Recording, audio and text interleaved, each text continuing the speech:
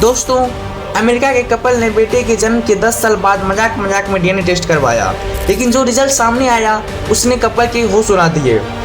आइए जानते हैं कि एक टेस्ट ने कैसे एक कपल की पूरी जिंदगी बदल कर रख दी।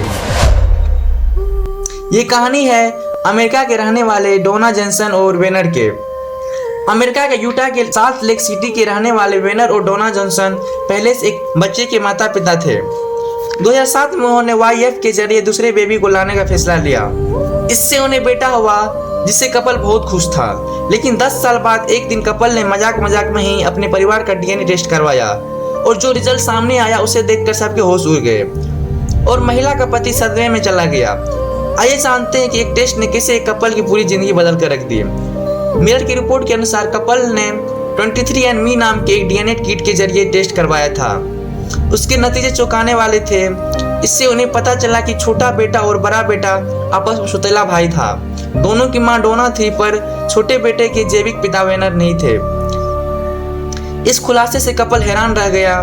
जब कपल को भरोसा नहीं हुआ तो पति पत्नी ने दोबारा डीएनए टेस्ट करवाया, जिसने पुष्टि की कि पहले वाले टेस्ट के रिजल्ट सही थे। इसके बाद जांच में पता चला कि वाईएफ प्रक्रिया के दौरान चूक हुई थी, जिसके परिणाम स्वरूप डोना किसी अन्य शख्स के स्पर्म से प्रेग्नेंट हुई थी।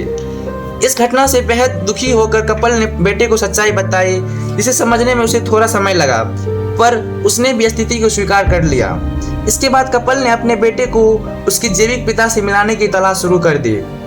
फिर पता चला कि उस व्यक्ति का नाम डेविन था। उन्होंने भी अपनी पत्नी के साथ वाईएफ करवाया था। दोनों कपल उसी दिन क्लिनिक में थे जहां उन्होंने वाईएफ प्रक्रिया करवाई थी। इस दौरान यह गलती हुई थी। इसके बाद दोनों परिवारों ने मिलकर इस लापरवाही के खिलाफ कानूनी कार्रवाई करने का फैसला किया। उन्हें university of Utah centre for reproductive medicine पर मुकदमा दायर किया और 2022 में अदालत के बाहर समझौता कर लिया। बस इसकी इतनी ही कहानी है। अगर और कुछ भी आप वेनर और डोना जॉनसन की लाइफ के बारे में जानना चाहते हैं तो कमेंट में जरूर बताएं।